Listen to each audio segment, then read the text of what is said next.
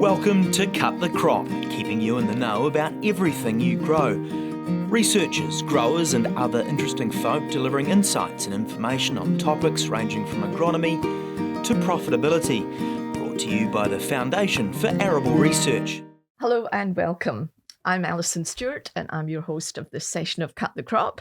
And today I've got David Densley here with us. Welcome, David. Thank you, Alison. Yeah, everyone knows David, one of our senior maize researchers. And today we're going to be talking about our big maize event that we've got planned in February at our Tamahere site up in the Waikato. So I guess, when is it? What is it? And why should people bother coming along? So, first of all, it's on Tuesday, February the 14th, which is Valentine's Day. Anna reminded me that it was actually Valentine's Day, Alison. Of course, I would have known that, but it was out of my mind, really. So are we expecting couples to be coming along? Are you going to be giving out red roses? That's right. Absolutely. So the 14th of February, Tuesday at Tamahere, as you said. So just as a reminder, so what we're doing inside our maize research program and extension program, every second year we have a major conference, and every other year we actually have our premier field day event, which is what we're talking about here now. Okay, so what have we got planned? What are we? What's the attraction? The star attraction. The star attraction. Other than the FAR researchers that will be speaking, we can announce that we've got Dr. Fred Below coming. Now, for those that don't know, Fred has got a PhD in agronomy, and he's a crop science professor at the University of Illinois, Alison.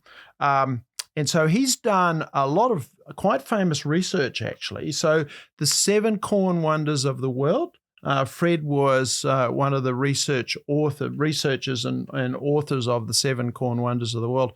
And that was actually quite a famous bit of research that identified the 7 key drivers that drive yield potential out of maize. So Fred's done that work. He's done a lot of work around nutrient management, around nutrient partitioning in maize plants. And more recently, he's actually looking at the root architecture of a maize plant, Alison. And so that's actually, you don't think about that too much. You think, okay, well, this is what's going on above ground. But of course, what goes on below ground influences what goes on above ground.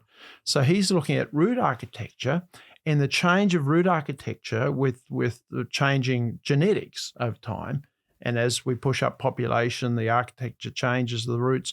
And then they're looking at what's our nutrient management got to be like as well. So that's Fred. Fred has agreed to come over. We're going to host him for the week. And he's going to be our keynote speaker both at the front end and the back end of our maize conference on the 14th of February, Alison. Excellent. So how did we manage to get Fred over? Do you know Fred? I know of Fred. Fred might hear this podcast, So, Fred, thank you very much if you're listening to this for agreeing to come along. So I approached Fred when we had our maize conference, our virtual maize conference last year. Yeah. But he couldn't come. He selfishly got COVID. That's right. That's right. The week before, so he had to hand on his presentation to one of his PhD students who did I can't remember. I think it was Connor. He did a great job on Fred's part. So we made initial contact, and Fred kindly agreed to participate in that virtual conference. And then once we for our field day event, then I approached him again, and he kindly agreed to come over. He's extremely busy. So in those that don't follow Northern Hemisphere and North American maize production, typically winters are very, very busy for them because the researchers get out and present their research to farmers because they can't do much on the farm. So they're attending workshops and coffee shops. And so Fred's turns down more invitations than he takes up, actually. Okay, so we're very fortunate to be able to have Fred coming to visit. So he'll be at the conference, but are you going to be doing anything else with him while he's here? Yeah, so we're just scoping this out now. So we're hoping to have an afternoon in the field with Fred.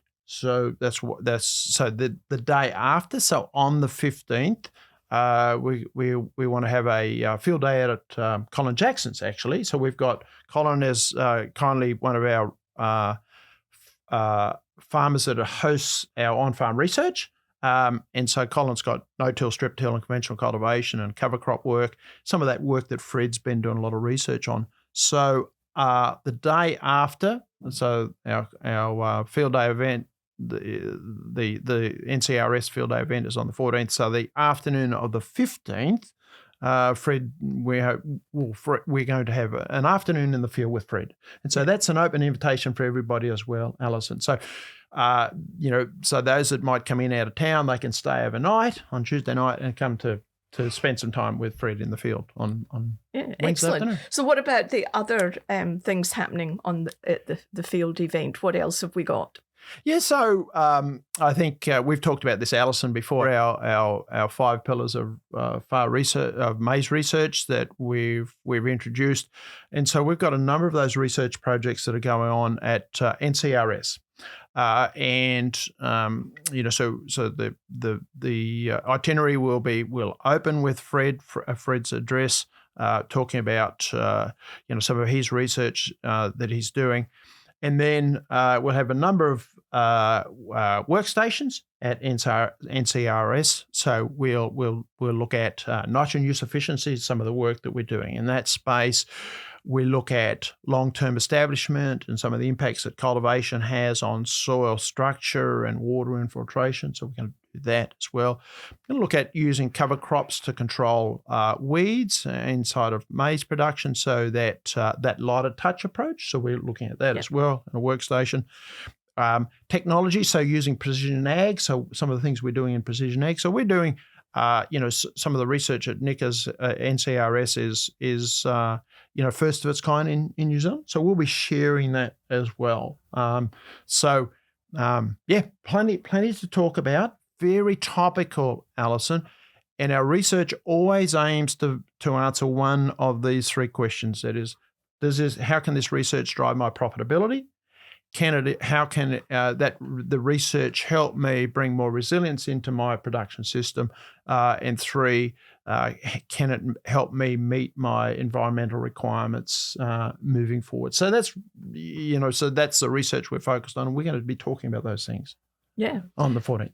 So, how many people do we normally get coming to our field events? Yeah, so anywhere from 20 to 80, I suppose, Alison. So I know where this question's going. We're hoping for a lot more, Alison. The opportunity to come and listen to Fred is probably once in a lifetime. I don't want to overplay this, but Fred is a very unique researcher. He's got some really, really done a lot of applicable research that our maize growers can learn, and our industry, not only maize growers, but so our seed companies and the supply companies and the retailers as well. Here's a golden opportunity to come and listen to a man like Fred. And you were absolutely right. That's where my question was going to, because we do struggle to be able to get the wider maize industry engaging with FAR, and hopefully, that this will be an opportunity for people to think, oh, let's go along and just listen to Fred and then see what FAR's up to, and hopefully build some momentum so that people understand that we are doing some real cutting edge research and that we can add value to, maize growers in New Zealand. Absolutely, Alison, and that's what I'm charged myself, and the team that are involved in maize research. We're charged with bringing value to our levy payers and to the industry, and we believe that we're going to be able to demonstrate that, Alison. And of course, you're not going to know that unless you come along. So you've got significant investment. So as a maize grower, you're investing in the production system. To spend a couple of hours to come along. And we provide lunch. We're actually providing dinner as well, Alison. So we're going to have a big marquee and we're going to run a barbecue. We're just working through that detail now. And I would reiterate that, I do get frustrated sometimes where people, who haven't engaged with FAR criticise us for not doing enough. But I keep saying to them, well, come along and find out actually what we are doing, because I think you'll be really surprised about the amount that we're doing and the range of activities that we're covering. No, that's absolutely right. And of course, with increasing cost of production now, and with fertiliser costs and environmental requirements, the industry needs to keep abreast of those things, Alison. And some of the research we're doing will help farmers and the industry, remain abreast. And there's always an opportunity to ask questions, Alison. We can. One of the strengths of these events is the peer-to-peer learning from. We learn from each other. Right. So farmers can talk to other farmers that are doing different things, and they can talk to industry folk, and they get an opportunity to talk to FAR and an opportunity to talk to Fred as well. And then, sorry, Alison, and then that next afternoon, then we're out in the field with Fred at Colin Jackson's. And so that's pretty exciting too. Yeah. Thank you very much, David. Any last sort of comments about encouraging people to come along to our premier maize event? Well, we've just spent the last few minutes talking about why people should come along to this. And I just want to reinforce that, Alison. There's an opportunity here to be involved in this industry, to learn, to ask some questions. And again, I just would encourage people to come along to that. Yeah, excellent. Thank you very much. And thank you very much, listeners. Have a great day on the farm. Thanks for tuning in to Cut the Crop, presented to you by FAR. If you'd like to know more about any of the topics discussed or have any suggestions for future topics, go to www.cutthecrop.co.nz.